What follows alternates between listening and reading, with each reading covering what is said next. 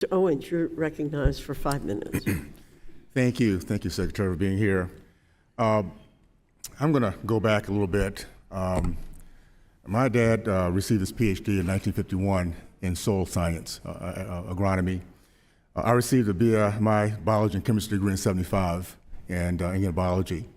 I know you graduated in 2001. One of the things that we shared in common, my dad and I, even though it's a 24-year difference, is something called organic chemistry. And organic chemistry is the study of organic compounds, property reactions, and predictability. In other words, it's order. Even though you graduated in a different study altogether, wouldn't you agree that changes in organic chemistry can't change because we wish it to be so? I would want to engage in further conversation. Well, no, this is a very simple question. Can we change the properties and reactions of organic chemistry because we believe that we wish it so? Yes or no? I mean, it's just based on your basic common sense. What do you think? I don't have enough information Okay, well, about organic chemistry I'll say this as a scientist. to answer. As a scientist, I'll say no. You cannot change organic chemistry. If we did, we would not have a pharmaceutical industry alive today. Okay. There's another law of gravity. And I know that the Biden administration believes in executive orders, but let me just ask you this, based on equity, is it possible to change the law of gravity so blacks no longer are impacted by it? The answer is no. I'm not sure, okay, sir. Let me just say that my point is this. The law of gravity is one of God's laws. It's not going to change because we wish it so. Right. It's based on predictability. Now, I was a top athlete in high school. I went to the University of Miami All-American, played in the NFL All-Pro. It was based on the fact, as a man, there's certain things we can predict about me, my chromosomes, DNA, hormones, muscle mass, bone mass.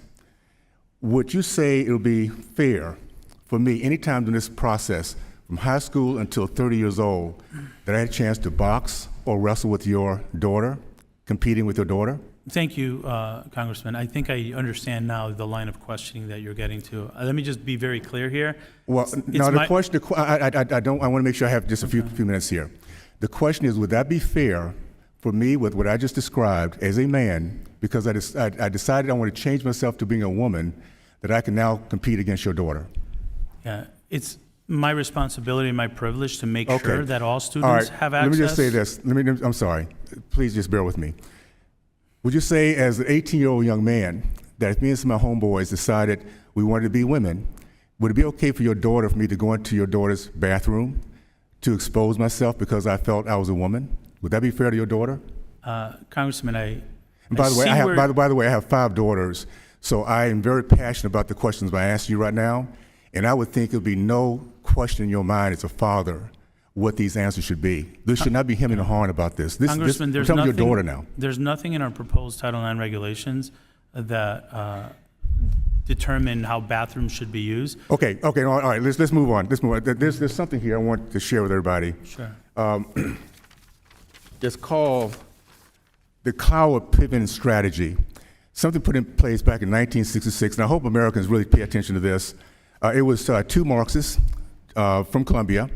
The goal was very simply to propose and by the way, this time when the Democrats owned the House, Senate, and administration, propose to create a crisis in the current welfare system that would ultimately bring about its collapse and replace it with a system of guaranteed annual income, which is Marxism.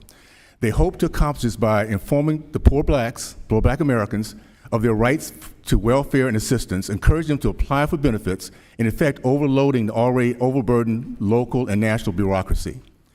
Would you agree to use misery as a political strategy is the essence of evil?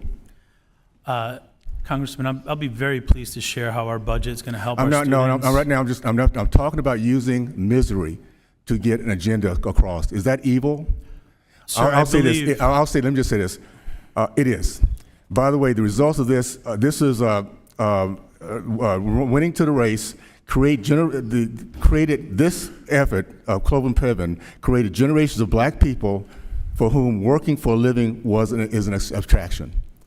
I came through a community in which we led the country in the growth of the middle class, men matriculated from college, men committed to marriage. This is what did us in. Political, progressive policies that hurt our kids. I want to place the record, 23 schools in Baltimore have zero proficiency in math. And I would bet you, if your child was in these schools here, you wouldn't sit around and say it's okay to leave them there. You'd do whatever you had to do, regardless of your income. You would take 2 or 3, 4 jobs. Poor people have the same love for their kids as elitists. So I want to say that I want to end this to the record. The American Without people waking up. objection. American people waking up. We're going to get this done. And I yield back my time.